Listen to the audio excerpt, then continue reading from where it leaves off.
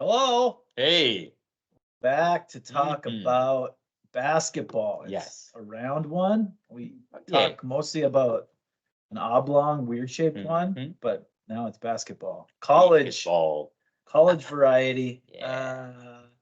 Took last week off, so we're back and refreshed and ready to go. And we have the bubble is really shaping up now. So we'll talk about the bubble a little Yeah. bit. We'll do some, I don't know if I call them hot takes or what on different teams going into the tournament, some tidbits, we'll call them. And then we'll see how long that takes and we'll wrap it up. Woot.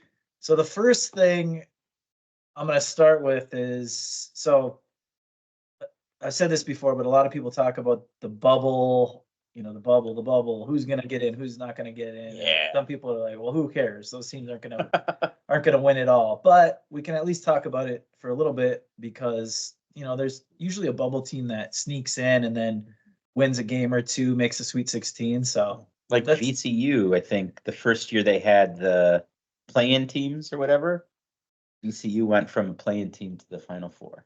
what was that?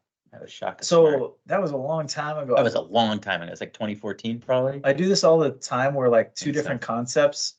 Like I think that they were like 6 years apart being introduced, but I look back and they actually were like at the same time. So like I remember VCU making it, but to me that seems way before the play-in game, but it very well could have been because they were a 12 or a 13. They were they were a 12 seed, I think. And that was right around the time George Mason did it too, though I don't believe they were a play-in. Yeah, it was that the year when it was two 12s and two 13s won in the first round?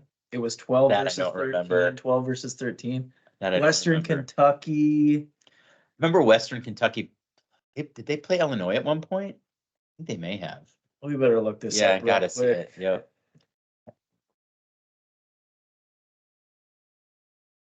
I love you. How vague in Google nowadays. There was that one time this thing happened.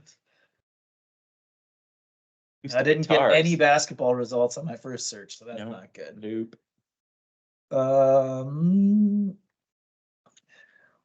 right, I'm probably not going to find this quick, but you can look it up. It's like George Mason, VCU, Western Kentucky, and someone else. And there was some dude, like smart math guy, had like his Sweet 16 completely intact in his bracket, and so they made a big deal about it. I think that was the same year, but who knows? I might be mixing stuff up.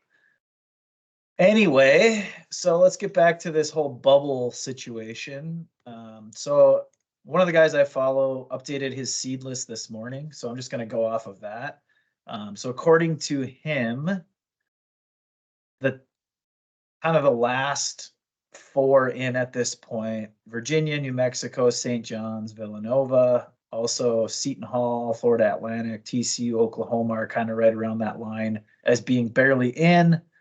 And then first four out, next four out: Utah, Iowa, Providence, Colorado, Memphis, Drake, James Madison, and Texas A&M. So anything stick out at you? Says yeah, well, the things I look at, like St. John's, it seems like the last two teams that get in are some of the teams that barely get snubbed, if you want to call it that. It's like they're power, well, not always, but power conference teams. They have good net rankings. They don't necessarily have the best record because their strength of the schedule was pretty tough. So you're looking at like 17 and 12 around this point, and like, can they just do enough to get in?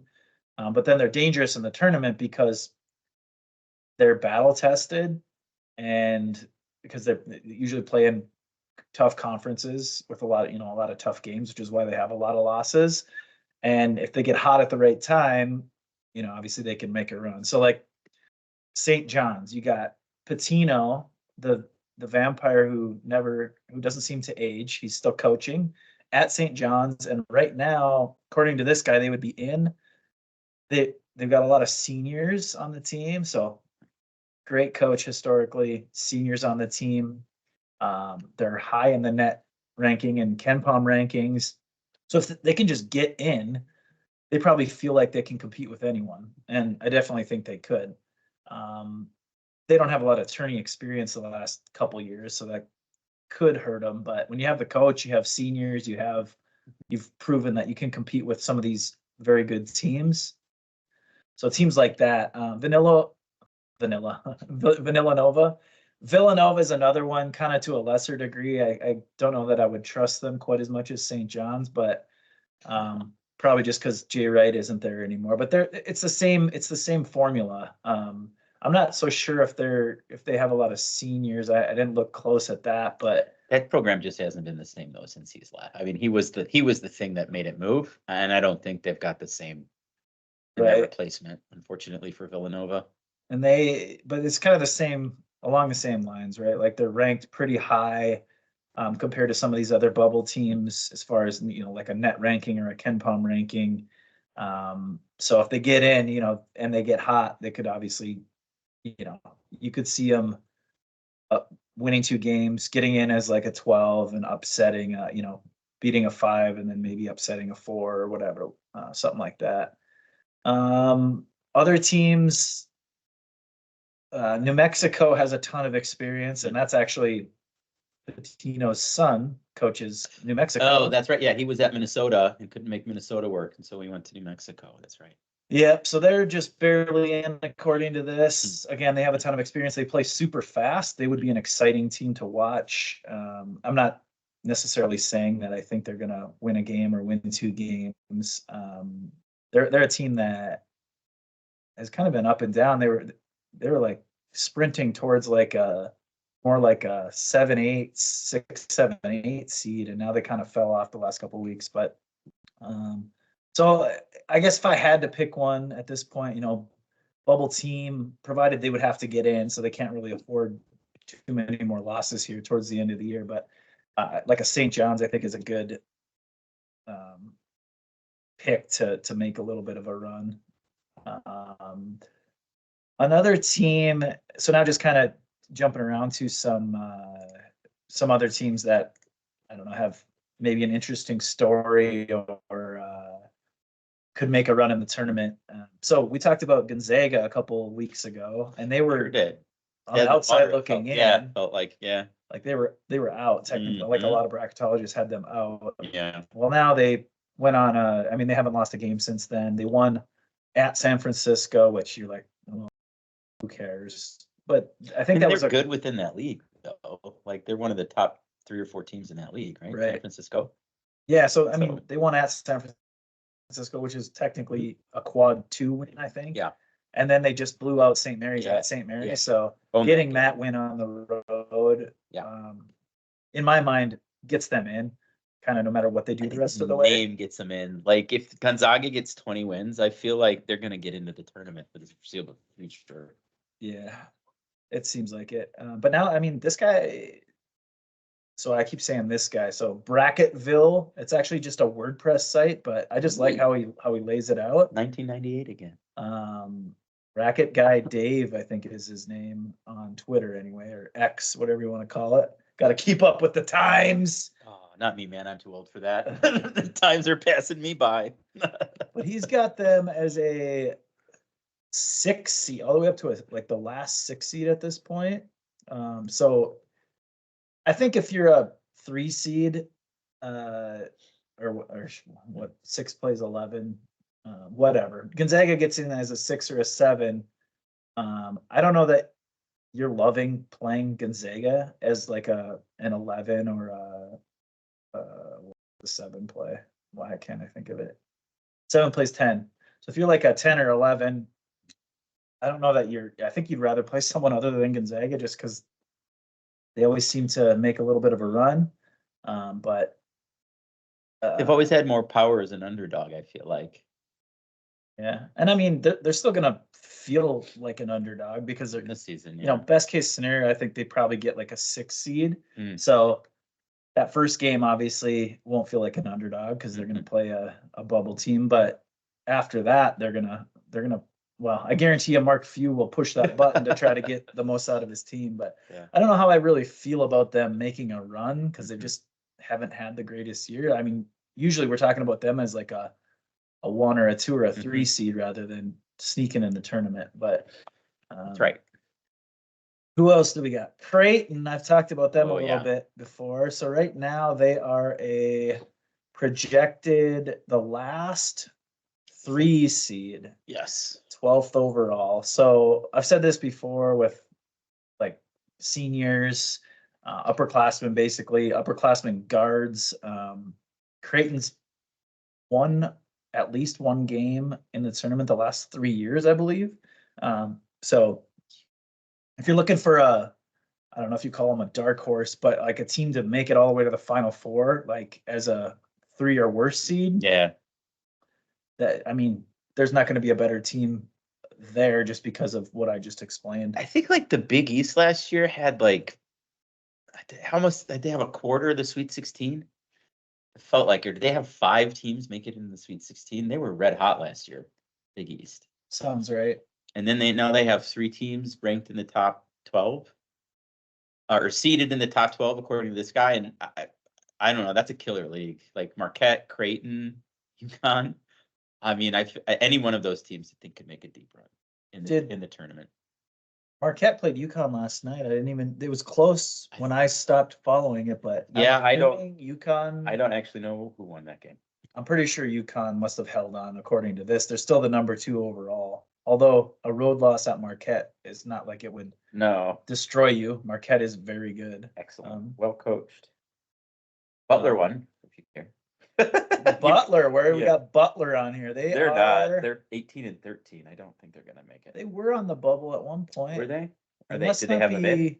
Too far off. But 18 and 13 is probably not good enough. UConn won 74-67. Oh, that's a close game. Was a close game. UConn's like out of nowhere. They're like, well, this is last year out of nowhere. They won the tournament. God, they're good. Who is it? I don't even know what is the coach's name? Hurley. Oh, it's Hurley. That's right. Yeah, Hurley. That's okay. Okay. Yeah, that's right. I don't know. He's like, well, this is probably every decent coach or good coach, but like you love playing for him and you hate playing against him because he's just like he's either up the ref's ass or he's just constantly he's so competitive that he's just always trying to get an edge. And I don't know, it kind of annoys me, but obviously he's doing something right. Well, and how about UConn as a program? Can you point to me to one other program that generated the success that UConn had under Calhoun? 3 national titles in like whatever it was, like 15 years. And then within the next decade, after that legendary coach retires, manages to capture 2 more titles with 2 separate coaches. What other major program has done that? And UConn could have been Indiana. Like Indiana hasn't been relevant since like 89. And why didn't that happen to UConn? That's so crazy. It's so weird to me. I think the Packers GM must also be UConn's hiring manager. The Packers GM finds a good quarterback every time he needs one, and UConn just brings in. Yeah, I don't know. I guess a very good coach that wins national championships consistently. I mean, that program has as many titles as Krzyzewski does, right? Yeah. Krzyzewski had 5. I mean, I'm not sure. 5 but he had 5 or 6. Anyway, UConn's got 5 titles. Like in the Krzyzewski era, that is crazy. And they could get another one. They're just as good this year. That would be incredible. Yeah, you mentioned Butler, who was on the bubble and now apparently is kind of falling out. Yeah. But so they won last night. There was another game. So Seton Hall played Villanova last night. Mm-hmm. Both teams, as I mentioned before, are like just barely in at this point.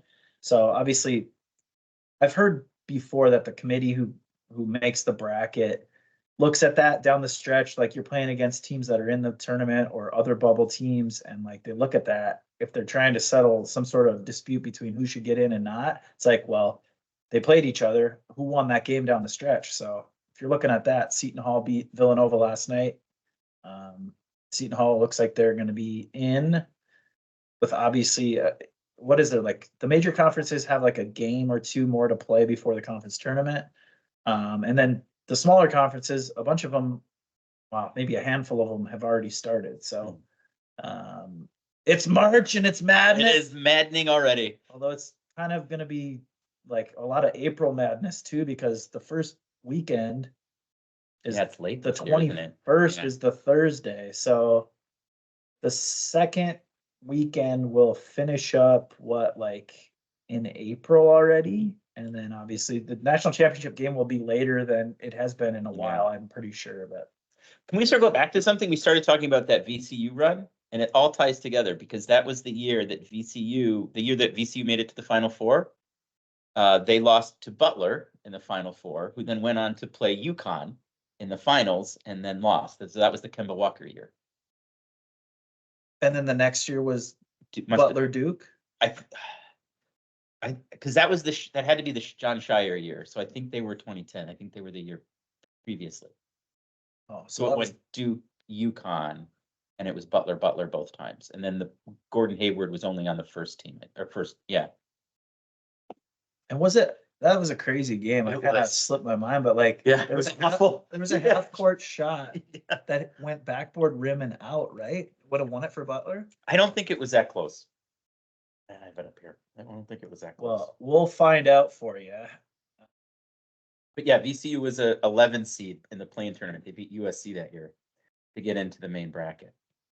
That was just a fascinating tournament. It was so good. It was such a good tournament. So you'll jump in when you get there, and I'll just keep going through. No, the Huskies beat them by, it was 53-41. It was not a close game, but it was not a high score. It was. Oh, I no, remember being really sloppy. Oh, you talking about the Duke game? Yeah, Duke Butler, I think, were the Oh, last second that half court shot. yes, that's correct.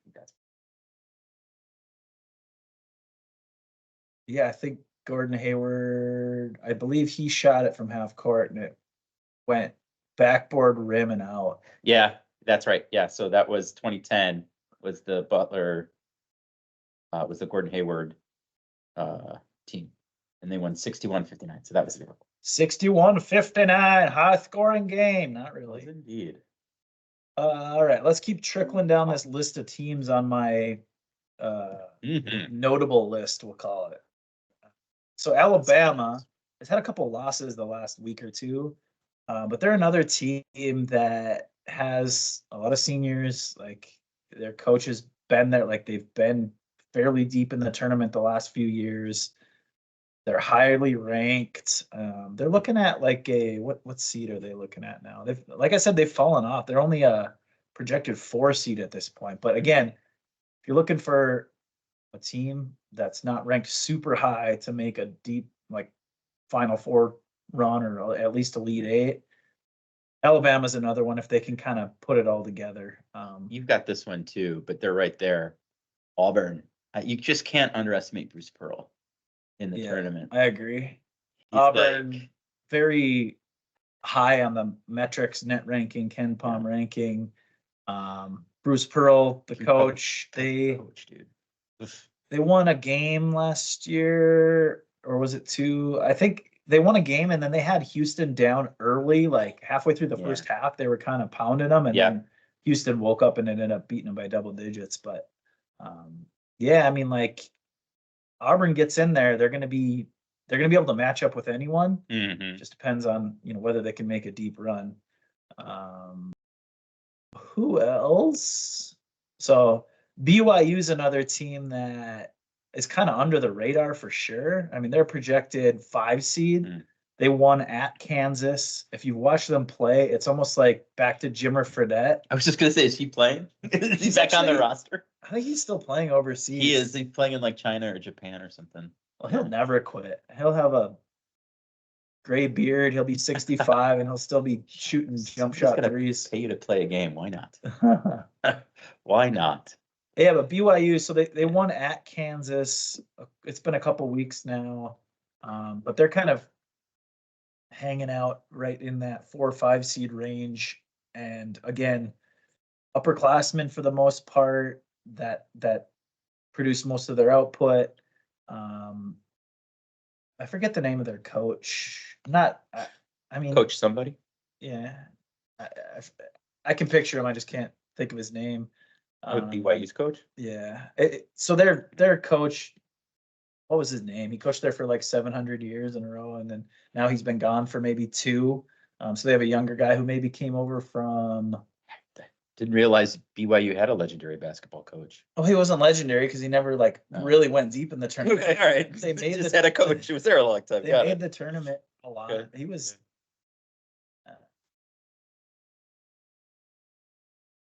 You could say so. Shoot a lot of threes. If they get hot, like you don't want to be. This is the last team you want to play. So can I throw a curveball? yes, Michigan State is 35. And I know they just beat Northwestern last night, who I do believe is a solid tournament team. But does Michigan State belong in the tournament at 18-12? they do. I mean that's another team that I forgot to mention. But like let's just look at the net ranking here. They're like 20. They're 22. So 18-12. So they're, let's see, quad one. Their best win is against Baylor. They have 4 quad 1 wins, 5 quad 2 wins. So like you start comparing that to other teams that are like from bad conferences that are like 20-10, and they just don't have near the wins that Michigan State has. But I also feel like a first round out though. I don't know. So I'm glad you brought that up because I feel like. So where does that? So like where does that? Like who does Michigan? What's a round 1 matchup for Michigan State right now? So they're, let's see, Michigan State would be roughly a 8 seed. Yeah, so it's like the 8-9. It's an 8-9. So right below them then, right? The 8s and 9s are like Texas, Nebraska, Colorado State, Oklahoma, TCU, Florida Atlantic, right in that range. And obviously that's going to shuffle some, but yeah, I mean, like Michigan State is almost for surely going to be a favorite in their round 1 game, kind of like, the next 2 weeks still matter. So, are they going to move up to a 6 or 7, or they could move down to, barely making it in. But so Hogard and Walker are their 2 guards. Ton of experience. Obviously, Izzo can coach. Love guard play in the tournament.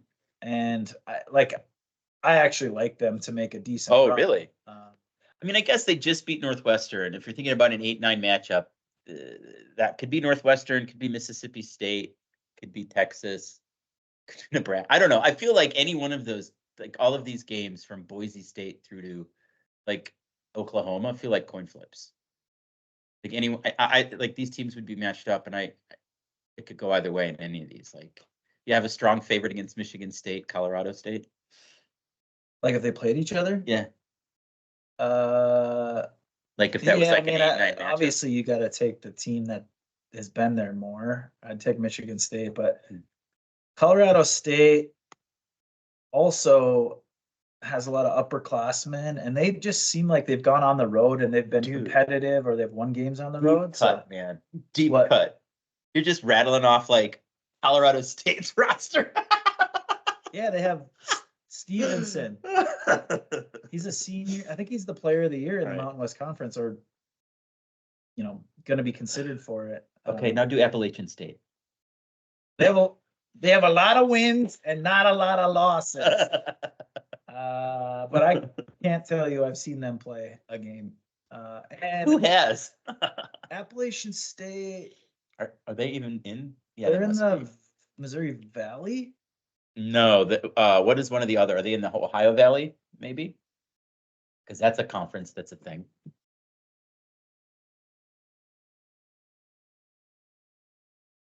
They're in the Sun Belt. Oh yeah. Oh yeah. Okay. I think so. James Madison is in the Sun Belt. Yes. So those 2 teams, which is different than the A-Sun. Yeah. Not the same thing. You gotta love all these. You do. 35 conferences. Yeah, all in the Sun Belt, all referencing the sun in some way. Their number 1 seed was upset in their conference tournament in the opening game, A-Sun tournament. Who was it? I have no idea. I caught it on. I was watching. Pardon the interruption. And Wilbon was all over the opening of the A-Sun tournament, and they're So he said there were like 3 great games. There was like an overtime game. The number 1 seed got upset, and then there was one that came like down to the wire or something. Like it was a great 3 games of basketball in the opening, which I did not watch. Again, just parroting what somebody else already did, Michael Wilbon. So added tons of value. Oh, that's the Horizon. I don't know. Here, I'll figure it out. Oh, look at that. There's a game going on right now. Georgia Southern is beating South Pounding them. Alabama. See, an 9-8 matchup, and the 9 is winning. You just never know. You just Okay. never know. Atlantic Sun yesterday. 2 days ago. 2 days ago. Would have been Tuesday, I think. Well, North Alabama beat Lipscomb, but they were the 3 seed. That had to have been what it was. Or Eastern Kentucky lost to Jacksonville. Maybe it was Monday night. Could have been Monday night. Or Sunday night.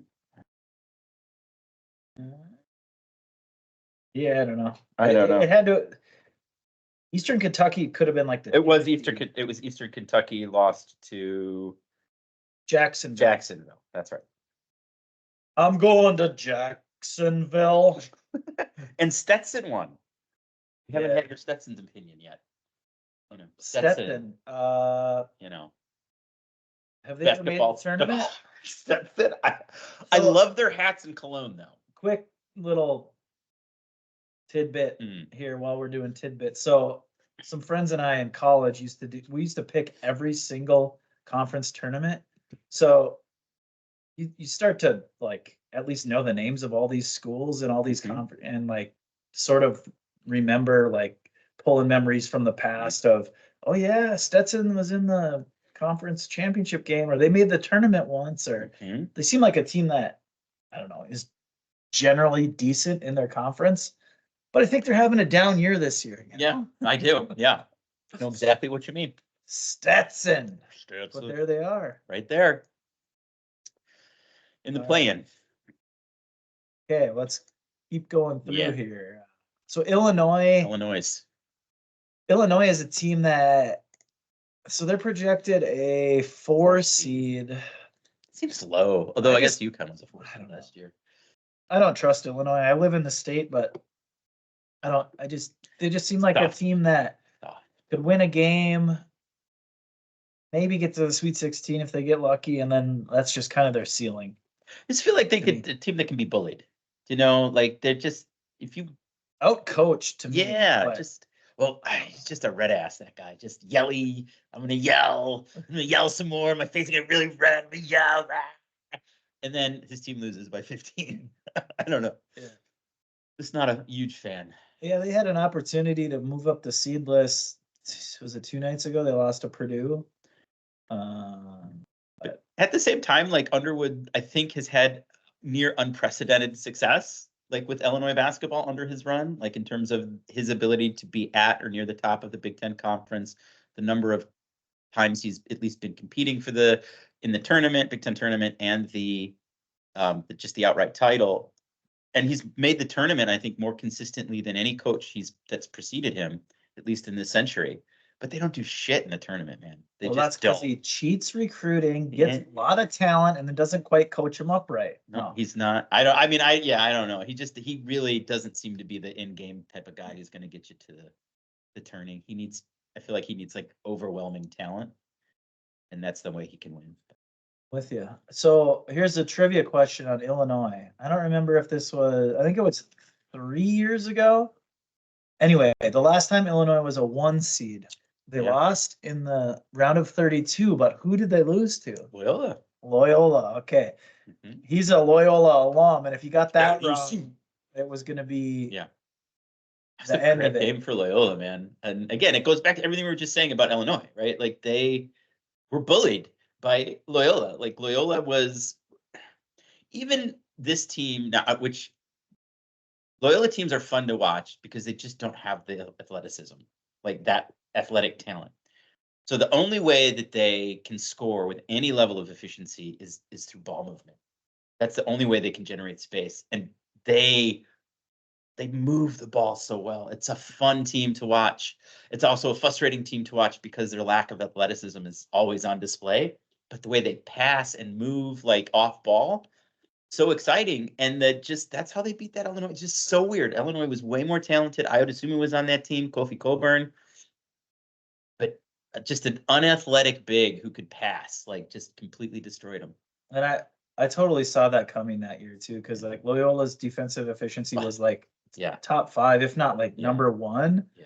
And it just felt like they were gonna, like Illinois was way too like, oh, we're a 1 seed, like we're for sure going to win this in-state battle, and then I don't think it was really that close. Like they were down the whole game. Yeah, they were down by 9 roughly the whole game. Yeah, and against Loyola, who winds the shot clock down and plays good defense, like it felt like 20. Yeah. But Mosier's a good coach. I think he's probably going to get canned at Oklahoma, but I think he's a good coach. They'll be in the tournament this year. They will, for sure. They're not, I mean, they were ranked at one point in the season. A couple weeks ago, they were ranked. This is year 3 or 4 for him. And I don't know. So he's got a pretty young team. I don't see them going deep this year, but if they make the tournament, I think you got to keep him. Well, who knows if he's going to be able to keep his players and like NIL or something like that. Yeah. But I think he's a good coach, though. I really do. Yeah. Yeah. I do. Well, I mean, I do too. Like you look at what he did at Loyola. Yeah. That defines a good coach. Yeah. Anyone. Yeah. Not anyone, but you can get a job at one of these Power 5 schools that you don't have to do anything to recruit. It seems like because everyone wants to go there. It just seems like it's a little bit easier to be a good coach. But one other team, the last team on my list to talk about was Wake Forest. So they beat Duke like a week and a half ago on a Saturday, right? And they needed a huge win. They were on the bubble, and then that kind of got them in the tournament at that point. And now they just completely shot themselves in the foot. Like they lost to Pittsburgh, I think, after that. And now. Remember when they were a good basketball program? Pittsburgh? Yeah. Yeah, when Jamie Dixon was there. Yeah, that's right. And he's still coaching somewhere. He's at TCU. Yeah. That's another team that will likely win a game. They'll be a bubble team. I think they'll win their first round game. And I wouldn't be surprised if they made a little run either. But he was a good coach because that program wasn't anything. Well, Ben Johnson was there and he did some things. But so Dixon, I think, is from like the TCU area. That sounds right. And so people were like, what? You went from Pittsburgh to TCU? Like that's at best a lateral move. Like, what are you doing? Yeah, it felt like a step down. It really just wanted to get closer to home and, keep coaching sort of a thing. I think his program had stagnated a bit too, honestly. And they've won a couple games in the tournament the last few years. TCU. Like, that's right. They're just kind of getting beat up in the Big 12 again. Like they're going to make the tournament, but it's hard to be consistently beating, Houston and Kansas and Baylor and Texas and Iowa State. Tech and Iowa State they're really good. Top 10 now. Yeah. If there's another team you want to stay away from in March, I would stay away from them because they're young too. But well, I don't know though how well they've done compared to what they were supposed to do. That's got to be like biggest disparity of any team in college basketball. Iowa State this year. Yeah, that coach was like. Because they did something Otzelberger. Yeah, a few years ago, right? He's been a disruptor in the tournament for a few years. He took South Dakota State to the tournament. Oh, is that him? 3 or 4 years ago. Okay. I don't remember if that was the first year they were eligible, right? Wasn't it? I forget how this all lines up. Yeah. But so South Dakota State had a guy who almost made the NBA, like that's been like 10 years ago. I don't know if he was the coach there at that point or not. He might have been.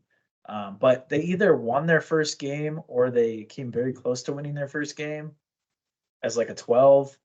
And then did he go straight from South Dakota State to Iowa State? I can't remember. I don't think he did. Might have had to stop in between. Anyway, Mr. Otzelberger seems like he can coach. Yeah. So I don't know. Like I said, they're very young compared to a lot of these teams, but we'll see what happens. They're going to get they're like a 2 seed, I think, at this point. Yeah, they're the last 2 seed. Yep, quite good.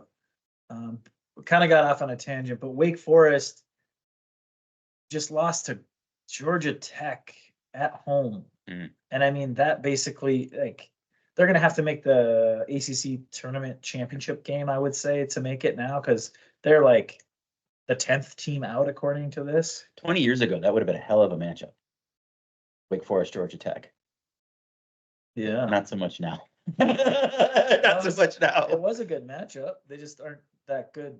Yeah, that's what I mean. I mean, they're not like. But yeah, so Georgia Tech is it's the last team you want to play at this point if you're in the ACC and you're like on the bubble because they've beaten. I think they beat North Carolina. I think they beat Duke this year, and well, they just beat Wake on the road. But losing to them, like really good teams have lost to them. But if you lose to them on paper, you look at the metrics and whatnot, it looks like a terrible loss because they're so Jekyll and Hyde. So not a good look for Wake Forest. They're probably going to be on the outside looking in. Big 12 has 4 teams in the top 10. Is that good? 4 teams in the top 10? I think so. That's really good. Yeah, like Big 12 is like they've been the best conference basically clearly every year. I think they've got 2 the of the last 5 national titles, right? Baylor and Kansas, yeah, and those were both within the last 5 years. yeah. And they had a runner-up in Texas Tech or whatever that guy who was beard. Yeah. He's at Mississippi State, I think now. Yeah, they lost to Virginia, right? Yeah, that was the Virginia year. And now Houston's in the conference, so it's That's like right. Yeah. they're not getting any worse. And then there's Texas, Oklahoma's there, there's TCU. Yeah, there's like I haven't looked at the exact number. There's probably like 9 or 10 projected teams out of the Big 12, but don't quote me on that. It's only like 4 or 5 from the Big 10. Or that's crazy. Like the Big 10 down. And guess who's probably going to make it? Yeah, Nebraska. All right, go the mayor. Nebraska ball. Don't expect them to win their first tourney game ever, but if you're in, to make it, you have a better. If you're in the tournament, you have a better chance than if you don't make the tournament. So true. And I'm gonna go out on a limb and say they're in. Like even if they have an early exit in the Big Ten tournament, I think they're in. Although they still have a game or two left, and their opponents aren't real great, so that could get dicey. Possible. What do you think about Indiana State? Indiana State. They got that big goofy dude with the glasses who's like an all-around Larry Bird style player. Yeah, what do they call him? Larry Belch or something like that? Larry Blurred. Oh, Larry Blurred. That's what it is. Larry Blurred? Yeah, because of the glasses, I think. The big Coke bottle glasses or whatever. I haven't heard that one. Larry Blurred, yeah. Yeah. And I mean, so they're in the Missouri Valley, right? Yeah. So they're gonna have to beat Drake and I don't know. I mean, like that conference is more up for grabs than most of those smaller conferences. Northern Iowa, Drake, Southern Illinois is decent.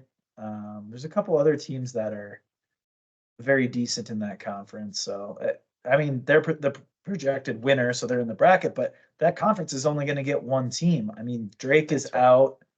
Indiana State, if they lose, they're going to be out. So it's kind of just a battle for that conference championship. Another one like that. Well, how should I say this? Bubble teams are looking at the Atlantic 10 conference because Dayton is the only projected team to get in. So if like a Richmond or a Loyola or Davidson wins that conference tournament, they're going to steal a bid. So in March, you always talk about bid stealers. Like these smaller, well, I wouldn't call the A10 a small conference, but these conferences that's only projected to get one team in, which is a team that would get an at-large bid. The bubble teams always want that team to win their conference tournament because it means that no other teams from that conference get in. And then, of course, there's one extra bubble spot for them to jump into. But every year, there's always a team that steals a bid by winning their conference tournament when they shouldn't. So I don't know if it's going to be in the A10. Well, the A-Sun had already happened, right? Because their number 1 went down. Well, right, but their number 1 wasn't going to be. Oh, that's right. Right. That's right. That's right. Okay. Yeah. So that'll start to shake out here when the bigger conference tournaments get going. But one conference we haven't really talked about, and it's because they suck, is the Pac-12. You got Arizona, and then Washington State beat Arizona twice, actually. So you got them, and then is that all they're getting is 2 teams? Like, do you see a third team on here that's going to get? I don't. I mean, that conference isn't even going to exist next year. The next team, okay, Utah is on the bubble, but they're out right now. Colorado, same thing. So did Colorado State join the Pac-12? Oregon is barely even like in the conversation. It's just crazy. What'd you say? Is I asked if one of these other teams was in the Pac-12. Colorado State. Is Colorado State in the Pac-12 now? Colorado State's Mountain West. Okay. So, yeah, maybe the Pac-12 could try to claim them this year to say they got. They're going to have to, aren't they? Like, is Gonzaga and St. Mary's going to be in the Pac-12 next year? Because it's just Oregon State and Washington State right now. We'll have to wait to see the redistricting, how it all shakes out. One other thing. So the other thing to as a like a conversation piece is these smaller conference teams, like who could actually win a game in the tournament that comes out of these smaller conferences. Another one, so one of those I would say is like a South Florida or a Grand Canyon. Oh, yeah. And that's because, I mean, South Florida, go look at their last 15 games. I think they've won like 13, 14 in a row. Again, broken record. Lots of seniors. They play really well. I mean, at home, but really, if you win 14 in a row or whatever it is, you're playing well everywhere. So they're a team you're not going to want to play them in the first round if you're maybe like a power conference team that just kind of sneaks in. You're not going to want to see them. Same with Grand Canyon.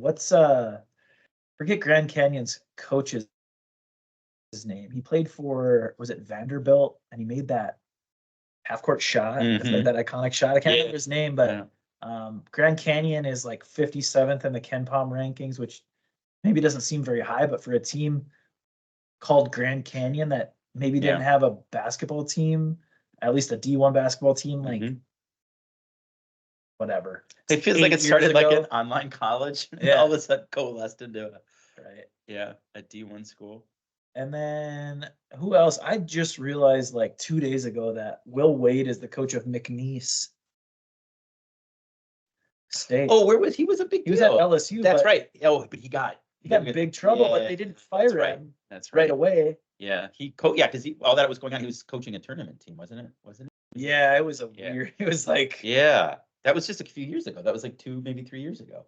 Yeah, and it's like, what do you do if you're that university? Like all this stuff comes out, and it's like they were, I don't know what they were, but maybe they were like a 4 seed in the tournament or something like that. It's like you don't want to completely disrupt the continuity of your team, but it's like the stuff that came out kind of warranted maybe firing him, depending on who you talk to. So. That's right. Yeah, because he kind of sucked. It's all right. A lot of that going around. All right, who are your final 4 picks? Like, what are you thinking? Like final 4. Yeah, what are you thinking? Well, this is tough when you know the bracket's going to get mixed up and like teams could be in the same region, but I've kind of liked UConn obviously all year. Tennessee, I've said this before, but Tennessee plays really good defense, but they also can score with their offense. Most teams this year. And apparently they have players leading their huddles. So yeah, really? Who? I don't know. Again, part of the interruption, they were talking about it, and they had like a clip from the latest game Tennessee was playing, and in the huddle, it's like Rick Barnes was sitting here, and then somebody handed one of the players the whiteboard of the bathroom, and he started drawing up plays, and Rick Barnes just sitting here like this. I was like, okay, good for them. Well, Rick Barnes has been around for a while. Maybe his plays don't work anymore. I guess not. I don't know. It was just so. I think that the intent was that like it's a veteran team, right? That knows each other, right? And has played together. And so they're a very, very complete team, offensively, defensively, experience. Dalton Connect. That's right. Is possibly going to win the Wooden Award. I don't know who's actually the front runner, but he's like in the conversation. And he's a transfer from some bumfuck school that nobody ever heard of, like East Northern State, Kentucky. It was actually bumfuck state. Oh, yeah, well, exactly. But like he puts up like, a ton of points a game. Like I like Tennessee too. Both of those teams I think are probably gonna end up in my final 4 too. So at Tennessee, they beat South Carolina last night at South Carolina, and they had lost to them at home earlier in the year. South Carolina is ranked and is a 5 seed at this point. So like they're very decent. That's a good road win for them. To kind of, so a lot of discussion right now is Tennessee versus Arizona, who gets the last 1 seed. So that was obviously a huge upvote for Tennessee yesterday. But so I'll go. I mean, this is kind of lame because I'm picking 3 1 seeds, but I'll go UConn, Tennessee, Houston, and then I'm gonna go with. I haven't thought this far. Who else is up there that I'll do Creighton. Dude, we have the same Final Four. Those are going to be mine. UConn, Tennessee, Houston, and Creighton. That's going to be my. So I'm gonna switch out then. I'm gonna do Auburn instead of Creighton. I mean, that's fine. You do not have to. I do not like Duke. I think North Carolina is interesting. I think North Carolina is interesting. Yeah, they have RJ Davis, I think, is a senior, and Baycott, UB. But I don't know, they just haven't been quite consistent enough to me. It's the experience. I like that he just stepped in and boom, they runner up in a national championship game. Yeah. I like that. And then it's good. Another I don't know how to say this, but like blue bloods that aren't getting talked about so much because they're not the ones and the twos so much are, like Baylor's got to be loving where they're sitting kind of outside of the serious conversation. Kansas, Duke are right there as 3 seeds. Kentucky, a 4 seed. Alabama, a 4 seed. So those teams, it's like anything you can use for motivation to, put a chip on your shoulder. Like, people don't think we can win it, but we know how to do this sort of a thing. I mean, I've always been a big proponent of motivation because obviously the talent is the talent. Can't really change the injuries. Your coach is your coach, but you see it all the time. These home teams playing against ranked opponents or whatever, why are they successful? Because there's a very easy reason to be motivated. So the teams that can find that motivation factor and come into a game with like a chip on their shoulder, obviously that gives them an advantage. However, in the tournament, I mean, everyone is obviously balls to the walls because it's the tournament. So kind of have to be, I don't know. It's less of a thing there because everyone. It's almost like you want to find the teams that are going to almost be either overly hyped or nervous, almost like don't have the seniors or the upperclassmen to kind of carry their team through, or the experienced coach who's been in the tournament. So we got 3.5 of the same Final Four, we'll call it. Maybe we've just been talking to each other too much. So no, each other. That's probably true. But I mean, I don't look at it. I don't like Purdue, and I think there's a lot of historical evidence to show that whatever they're doing isn't great in the tournament. I guess I'm not as familiar enough with Arizona and what they've done. I think certainly the media has put more attention, and what I'm paying attention to is on Houston and Tennessee. They just feel like locks to me. And again, the tournament although last year was a pretty great exception to that, to chalk, right? And as I look at like some of these other teams, like look, Florida Atlantic is there. Seton Hall had a deep run a few years ago, I think. But I don't really look at any of these and go, yep, San Diego State's going to be there in the Final Four again, or watch out for that St. John's run. I said that. I know. I said, well, I don't know.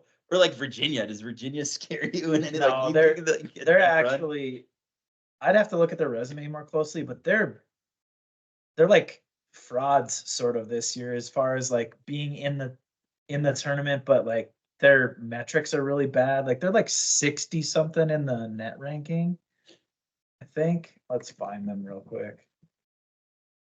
Okay, they're 50th, so they're a little bit higher than I thought. But like, let's do KenPom ranking. I think they're. No, that's Virginia 67th. Yeah. So the 67th ranked KenPom team that doesn't win their conference tournament almost never gets in. So whatever they've done, they must have beaten a couple very good teams barely, and then just kind of not had terrible losses. Just usually the formula to make that happen. But like, if you're going to tell me Virginia's going to make the Final Four this year, I'm going to say absolutely not. No. And I like their coach and I like what they've done. I mean, Tony Bennett has been good. Like Good singer. Yeah, great. But he and a hell of a basketball coach. It's just a really obnoxious style of basketball that he coaches. But like Virginia wasn't anything before he got there. Like they hadn't done shit and ever really. And But they paved the way to losing to a 16 seed first, and then you saw it happen again. Yep. And now this year, I don't know. Yeah. Probably I mean, there's definitely, well, you don't never know, but Stetson. Stetson going to the Final Four.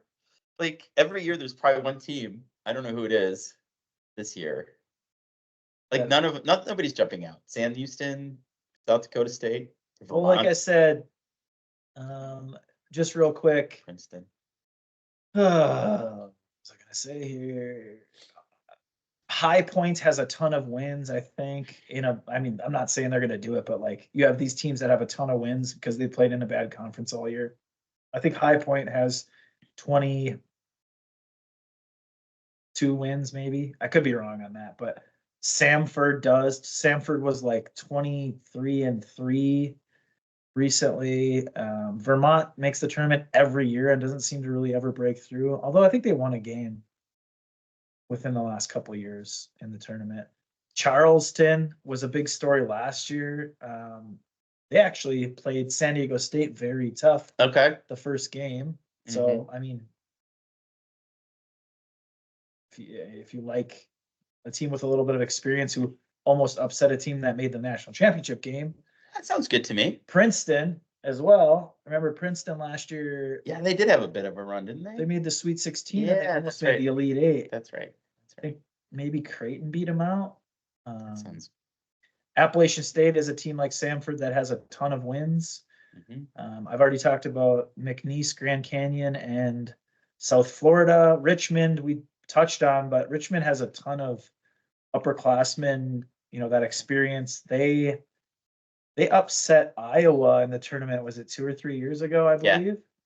So, I mean, one or two of them is going to do it and win a game or two, and it could be any of them really. Sure. And then, then the storylines will get added. Oh yeah, well, of course they were going to be competitive. They won 23 games in the bumfuck conference. Or what have you. Right. All right, so that's the slicing and dicing of the bubble and the tournament. If you think your Final Four is going to be better than ours, then post it in the comments and we'll talk about it. We may or may not be back next week. Hopefully do one more before it all kicks off. And when it does kick off, we're going to have, kickoff, that's football, isn't it? Tips off. When it tips off, I'll be having 4 screens going right over there. With tacos in the crock pot, little guac, maybe corn and bean dip. I don't know. We'll get it going. All right.